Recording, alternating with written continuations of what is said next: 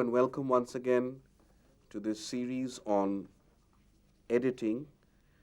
And I have been talking, rather we have been discussing basic concepts of editing. Let us quickly recapitulate what we did in the last episode, and then I throw it open to you to ask me questions. One began with outlining the differences between the filmic, the cinematic, and the movie-like. And then we went into what the nature of cinema was like, basically how it was derived from the still photograph, how persistence of vision, the phi phenomenon, masking, and flicker fusion were the principles that made us see the moving picture as the moving picture. We then talked about the characteristics of the still photograph, how it was a moment frozen in time, and how it led to infinitesimal properties and possibilities. And then we moved into how cinema was very realistic, how it was a short-circuit sign. Metz said, cinema is difficult to explain because it's so easy to understand. Having identified the medium and its properties, we went into editing, and we attempted to define editing. And we said that it included assembly, sorting, joining, ordering, synchronizing, cutting. And during the course of editing, we talked about how sound was synchronized with the image using the clapper. Further, we identified the roles of the assistant editor and the editor who were working at the post-production after pre-production and shooting. We said that, well, editing was more of an intellectual exercise in which, according to certain principles of editing, the shot duration would be decided by the editor. Finally, we concluded the episode with a discussion on montage and découpage. Now, I define montage basically as the juxtaposition of shots with a view towards creating an effect in the minds of the viewer, a psychological effect, and already Dipandita had spoken of that. Découpage was the system followed by Hollywood. Découpage literally meant slicing or cutting, as opposed to montage, which meant assemblage. So whereas montage has a building concept, construction, découpage has a cutting concept. Both are editing. Découpage classique was traditionally the Hollywood system of editing, in which there were seamless transitions. The shot breakdown was done so effectively. In fact, in French, the term découpage refers to the shot breakdown. Effectively in the sense of having long shots, medium shots, close shots, over-the-shoulder shots, point-of-view shots, so that you surround a conversation. And the editing was almost invisible. You didn't feel the editing, as opposed to montage, in which the editing was emphatic because of the construction aspect of it, the building aspect of it. In this slicing aspect, it was seamless. There was cutting on movement. There were a lot of match cuts. This was basically the two kinds of editing that I very briefly referred to in the earlier episode. Now, based on all of this, would you like to ask certain questions? Sound to be considered important when cutting from one shot to another? I think that's a very, very important question, very significant. Now, in the silent era, of course, the question of sound did not arise. As you know, being students of cinema, when the silent films were being projected, there was a whole orchestra playing. But gradually, 1926-27, sound came, and the famous Al Jolson film called The Jazz Singer, that had a very memorable opening line. Al Jolson speaks and says, "You haven't heard anything yet." Now, since then, editing had already advanced a lot. We've had people like Edwin S. Porter, after Lumiere, bringing in the concept of editing in The Great Train Robbery. Griffith has perfected editing to a large extent. It was Griffith who brought in these innovations of match cutting. And of course, Chaplin in the early 20s, which was the golden age of comedy. Hollywood was starting to make big films. So editing had already advanced, and the principles of editing were known. In fact, in the early 20s, Sergei Eisenstein and Pudovkin, whom we spoke of, were making films. By the time sound came, Strike, Potemkin, The Old and the New, October, from Eisenstein's side, and Mother from Pudovkin's side, Dovzhenko's films, they were all already made. So editing had advanced, but because sound came, your question is so important, the sound often dictates a cut. You have to not only see the picture, but also hear the total sound to decide where exactly you're going to cut from the long shot to the close shot, or from the close shot to the medium shot, or from the medium shot to the long shot. You may want to overlap the sound. Maybe you're speaking and suddenly you cut to me who is listening, but your voice is overlapped onto me. Is it called the sound bridge by any? Well, a sound bridge is sometimes used to, combine two dissimilar visuals. The one sound overlaps with another. A very good example would be from Sholay, the Indian film made by Ramesh Sippy. The sound bridge was used in a scene in which this character called Gabbar Singh, played by Amjad Khan, raises his rifle and is about to fire at a little child. The sound of that fire is muffled over the sound of the piston of the engine of a steam engine. That's a sound bridge. So sound bridges are used, but even otherwise, the sound could be cut to cut. You say a dialogue, cut to me, another dialogue.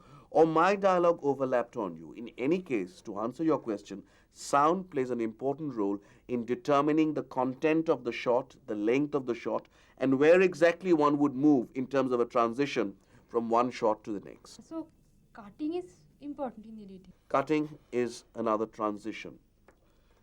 What are the other transitions apart from cutting in which we move from one shot to the next? That is her question. I mean, the question is, in editing, we move from either one shot to the next or from one scene to the next. The easiest way is to cut. That is a change of space or a change of time. It's a cut. It changes, or a change of both. But are there other transitions? Yes. Like, for example, the dissolve, the fade in, the fade out, the wipe. We'll come to all of these, but these are other transitions.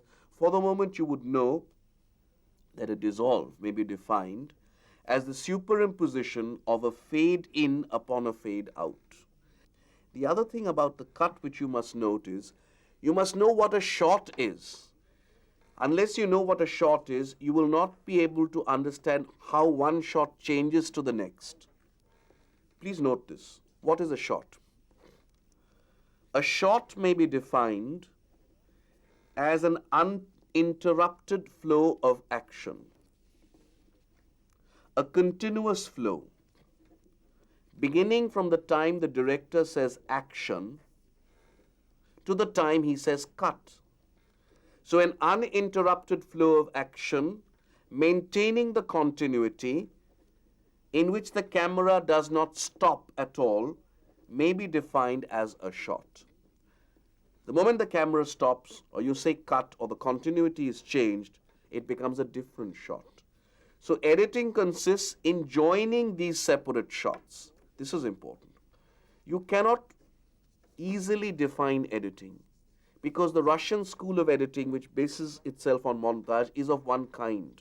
The Hollywood school of editing, which bases itself on découpage classique, is another kind. Obviously, there is cutting. The cutting aspect is very important in editing. And some people call the editor the cutter. But that's not all. There's more to editing than just cutting. Now, let's talk a little about Sergei Eisenstein and the concept of montage. This shall form the main part of this particular episode, and we'll try to cover Pudovkin also. Now, at the core of Eisenstein's theory is the concept of montage. This word has been obviously borrowed from the French. To repeat, it means literally assembly, an assembly of things, the setting up of things, like the pitching of a tent. But in cinema, montage means the assembly and the juxtaposition of shots. And this term has been used with theoretical and ideological import by Eisenstein. To understand his ideology, let's look at the man himself, Sergei Mikhailovich Eisenstein. Just tell me, in short, a few things about Eisenstein? Start with you. One thing, not more than one. Initially, he was an engineer. Okay, he's an engineer. Main director. Okay, Eisenstein. he's one of the most important directors in the Soviet silent cinema era. More influenced by drama and theatre. Okay, there is a theatrical influence, he says, in Eisenstein. His most popular films is Battleship Potemkin. Right. Potemkin is almost a legendary epic. Let me add to what you've said. He was an engineer. He's also an artist. So a man of science and a man of arts. Very well read. He studied theatre and drama. The influence of Zevold Meyerhold is important. And the whole tradition of Russian drama. Not only Russian drama, but Russian literature was extremely fertile at that point of time. Poetry, the poetry of Mayakovsky, for example. So that was a period not only of political ferment, but also a period of great cultural and creative outpourings. And Eisenstein is a product of that. He combines a scientific mathematical mind with all the artistic influences around him. And he's completely steeped in Marxist-Leninist ideology. And his films basically were films made to propound a philosophy, support a philosophy, but they were art. As Lenin put it, for propaganda to be truly effective, it has to be art. And who can say or deny that Potemkin is not art? He began strike at the age of 24 or 25. A man of 24 or 25 making a full-length feature film. Unbelievable. Somewhat like Orson Welles, when he makes Citizen Kane, he's only 25 or 26. Truffaut, when he makes Les 400 coups, the 400 blows, he's that age. So at a very young age, Sergei Eisenstein really, broke free of the shackles and came up with creative films. But he was not only a filmmaker, he was also a theoretician. He wrote about cinema and he wrote about his philosophy. And his famous books are books like Film Form and Film Sense, in which he talks about his kind of editing. He belongs to a form of art which we call formalism. Formalism is similar to expressionism, but is different in the sense that it lacks the romanticism that one associates with expressionism. The German expressionistic movement, which used codes like chiaroscuro, is very romantic, and we have films like, The Cabinet of Dr. Caligari by Robert Wian. But in formalism, there is a distortion of reality, as there is in expressionism. But here it's more scientific. It's bereft of the romanticism and more ideologically geared. So Eisenstein talks of 5 kinds of montage. He talks of metric montage, rhythmic montage, tonal montage, overtonal montage, and intellectual montage. At the core of the basic concepts of editing are these theories of montage. It's very, very important. Let's explain very quickly what these are. Metric montage, as the name suggests, is cutting or editing with mathematics in mind. That is, the duration of each shot, which is being juxtaposed, will be determined by mathematics. First shot for 1 second, second shot for 1 second, third shot for 1 second. 1 second, 1 second, 1 second. Metric. Or it could be in arithmetic progression. 1 second, 2 seconds, 3 seconds. Or it could be in geometric progression. 1 second, 2 seconds, 4 seconds, 8 seconds.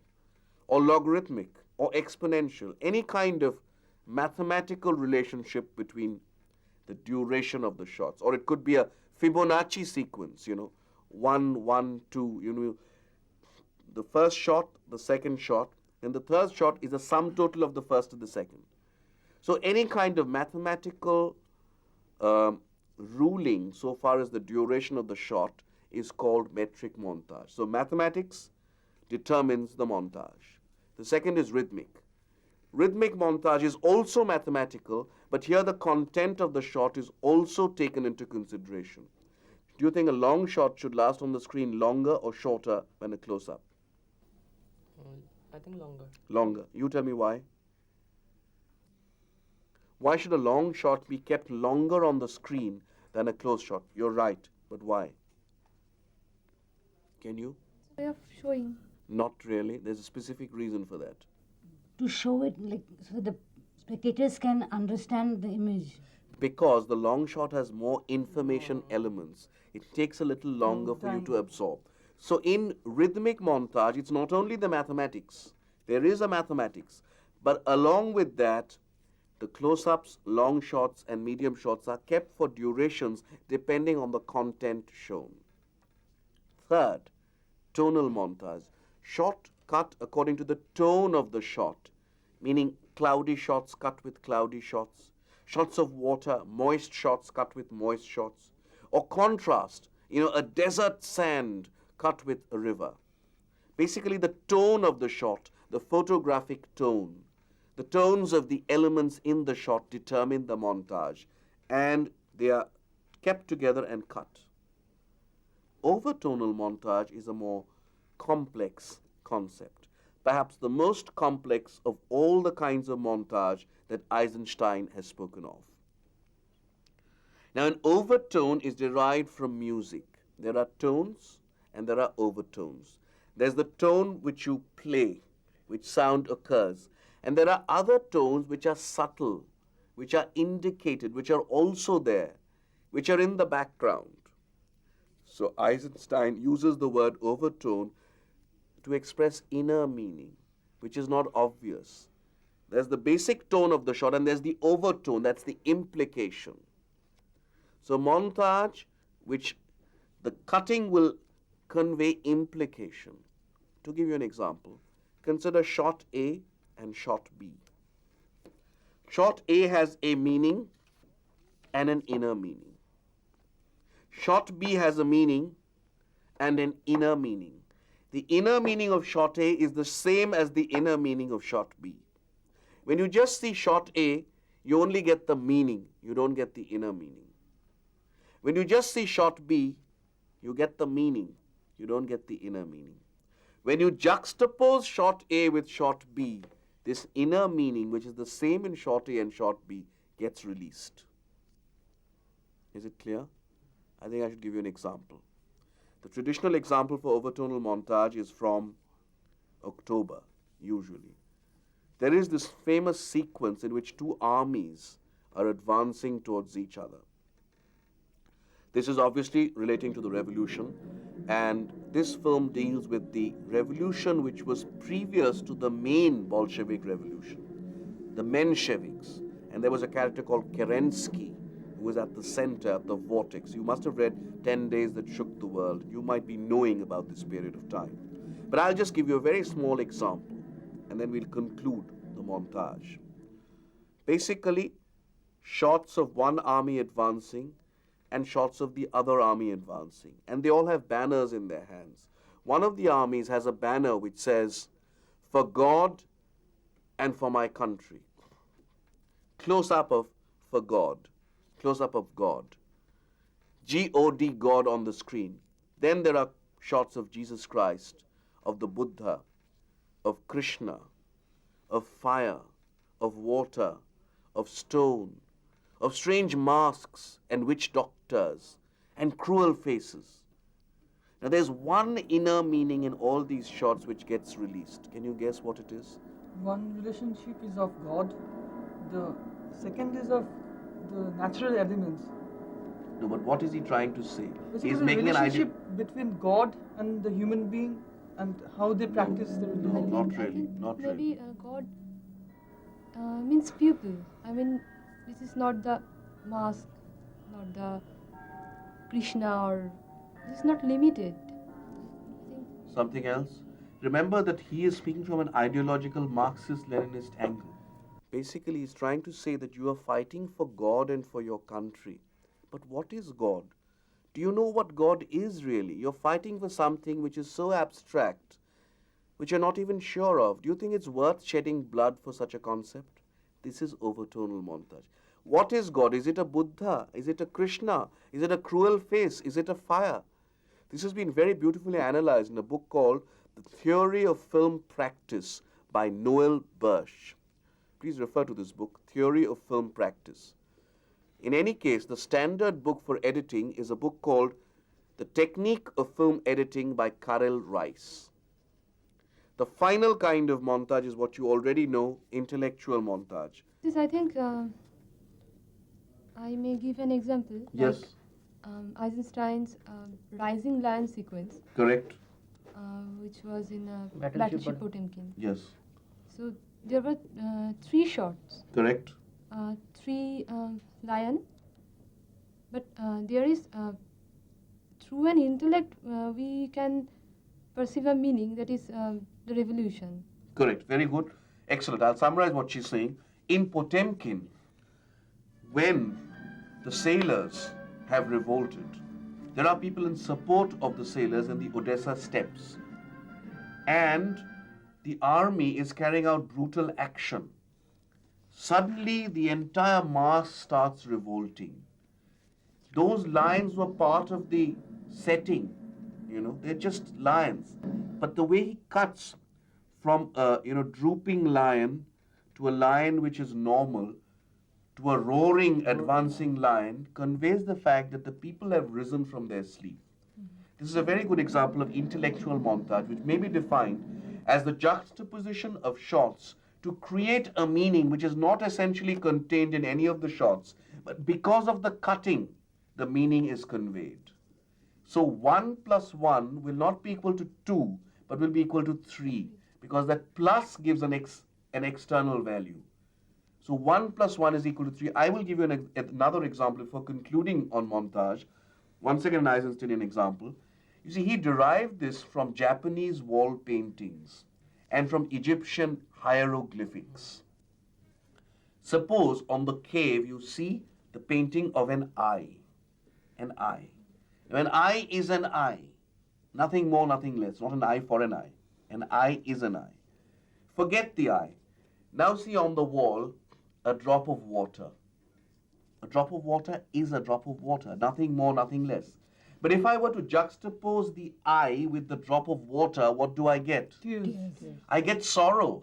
I get a concept, an abstract concept, which is not contained in the eye per se, doesn't mean sorrow. The drop of water doesn't mean sorrow. But because of the juxtaposition, I get this concept of sorrow. This is intellectual montage. I think it's a brilliant discovery. And it's been used constantly in cinema. Eisenstein was also influenced by Griffith. He quotes from Griffith and he quotes from Charles Dickens also. So despite being steeped in Marxist-Leninist ideology, he was open to all kinds of filmmaking activity around the world. We will conclude this episode by talking about Pudovkin, who also has his own prescriptions regarding not montage, but what he calls relation. You see, both Pudovkin and Eisenstein were students of Lev Kuleshov, and there is something known as the famous Kuleshov experiment. Can one of you tell me what is the Kuleshov experiment? Mozukin experiment. Yes. It's also okay. Thank Can I ask him? Meghdut, yes. The experiment with Mozukin first time used the montage. Okay, I'll summarize it for you. Kuleshov, the teacher, who had a background in drama, used an actor called Mosjukin and took a neutral shot of his face, absolutely neutral, but took it for a reasonable length. Then he cut this with 3 different shots: a bowl of soup, a coffin, and a child. So you have bowl of soup, Mosjukin, coffin, Mosjukin, and child, Mosjukin. When it was projected to the audience, they said Mosjukin's expressions are so varied. He has such a tremendous range. When the bowl of soup is shown, he is so hungry. When the coffin is shown, he's so sad. And when the child is shown, he's so indulgent.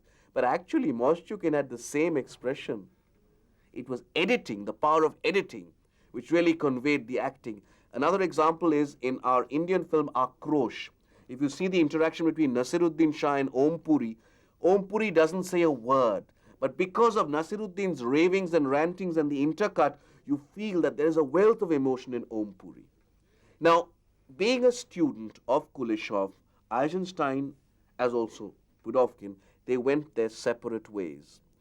Montage was what Eisenstein upheld, and relation was what Pudovkin upheld. I will end this lecture by telling about the 5 kinds of relations that Pudovkin has talked about, and we'll go into them in the next episode. He talks about contrast, simultaneity or simultaneity, parallelism, leitmotif, and symbolism. To explain, contrast means contrasting shots. Simultaneity means 2 shots occurring at the same time. Parallelism is very similar to simultaneity. It's like parallel action, like a chase sequence, which Griffith was an expert at. Parallel cutting, which Hollywood has also used. Leitmotif is something which comes back again and again, like a piece of music or an element. So leitmotif, also called a motif. And symbolism, similar to Eisensteinian intellectual montage, by means of cutting, symbolic meaning is expressed. So the Russian school really contributed a very great deal to the concept of editing. So I hope you liked today's discussion. We'll go on to the next discussion.